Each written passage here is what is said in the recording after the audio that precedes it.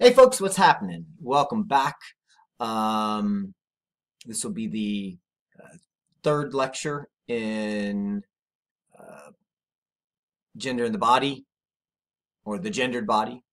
Um, we start off with this idea of um, our youth today just saying no.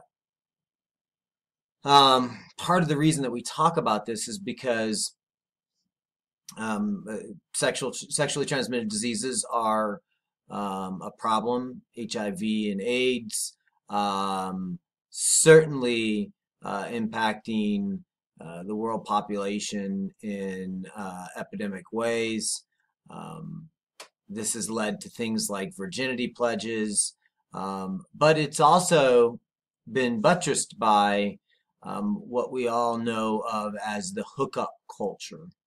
Um, so the idea of just saying no, maybe just saying no was a good strategy. I mean, of course, you always encourage your children to respect sex, the ramifications of unwanted pregnancies when the partners are uh, not committed or not ready for a child can be extremely problematic, and it's something that we should encourage our children to understand. Now, historically, we've been able to use the um, traditional institutions to control this in some respects. There's always been unwanted pregnancies. There's always been the daughter coming home and announcing that she's pregnant, and it may or may not be getting married, and then all of the problems that ensue after that statement. Um, so historically, the the family unit has been used to socialize our youth into just saying no. Of course, the religions, our pastors, uh, most of our primary institutions have been pushing us to abstain from sex.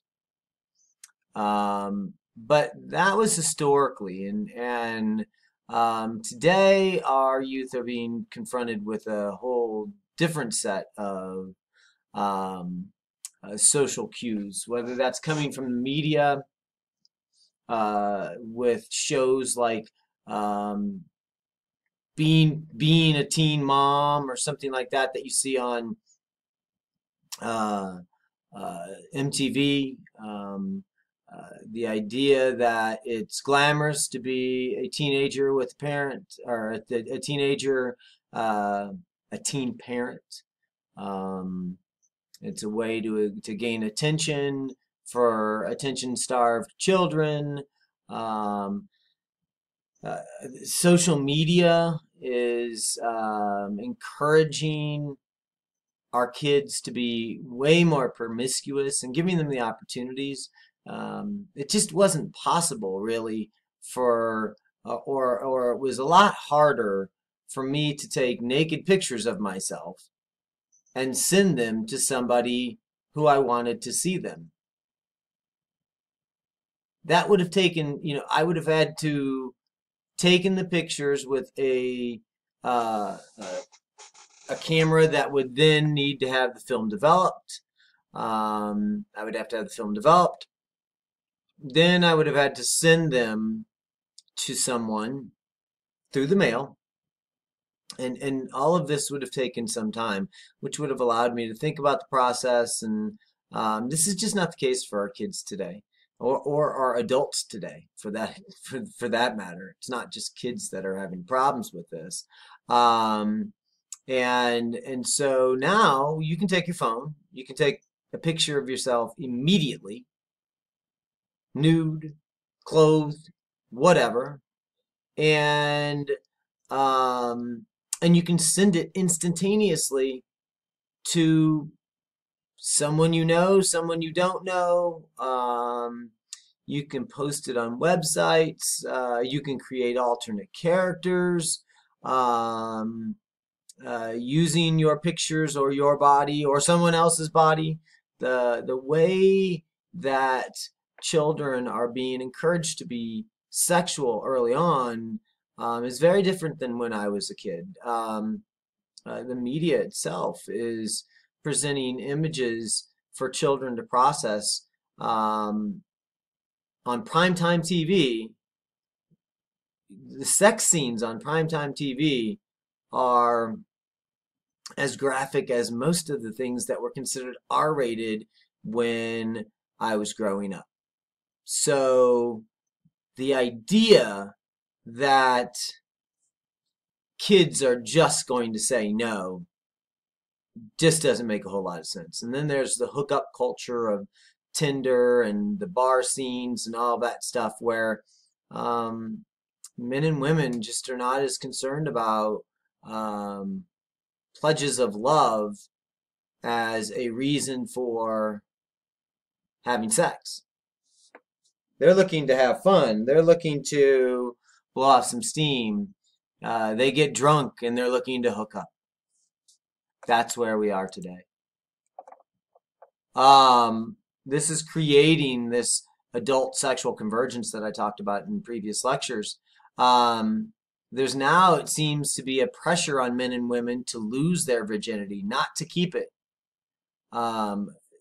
The idea of the 40-year-old virgin and the stigma that goes along with your manlyhood or your womanlyhood if you have not had sex by a certain age is severe, to such a degree that you'll see many people lie about having sex.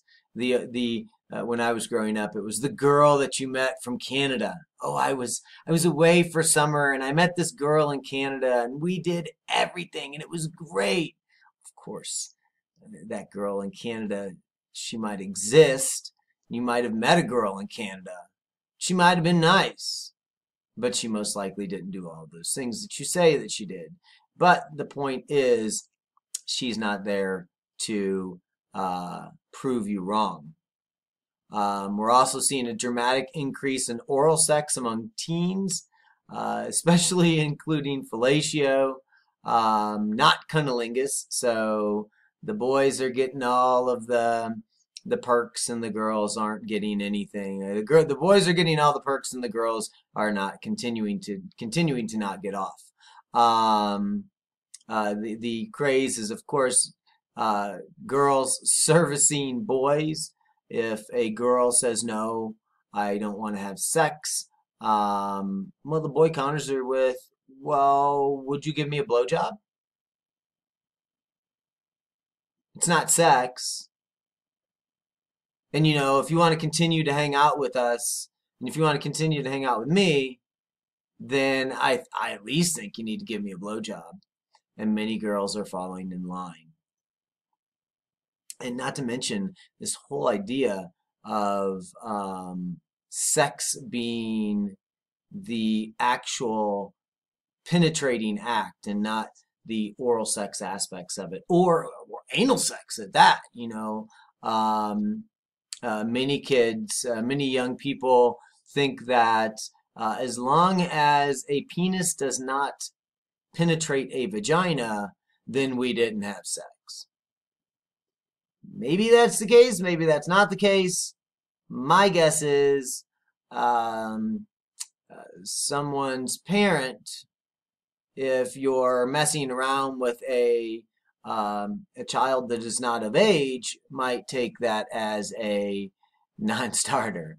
Oh, you had anal sex with my daughter, but you don't consider that rape.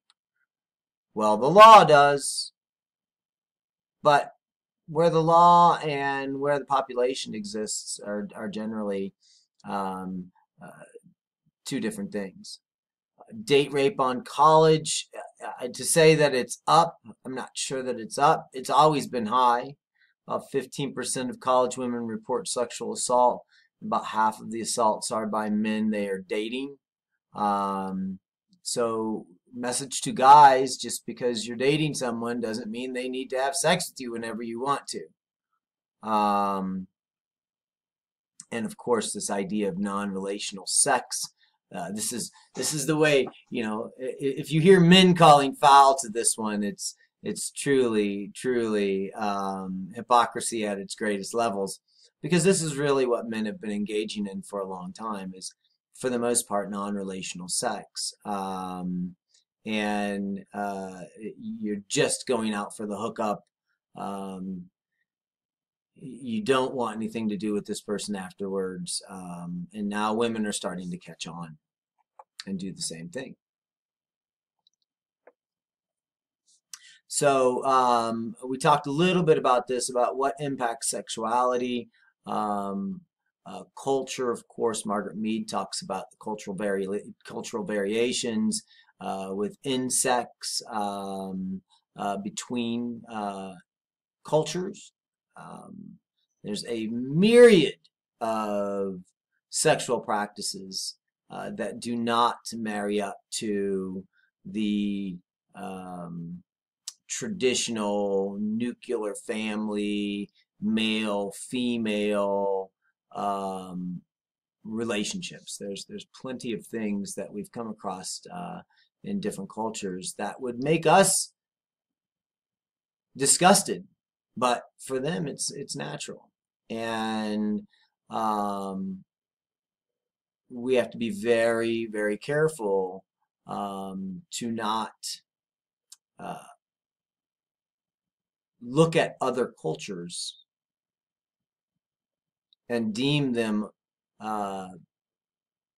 unworthy or less than our own culture because they don't engage in the same sexual practices as we do.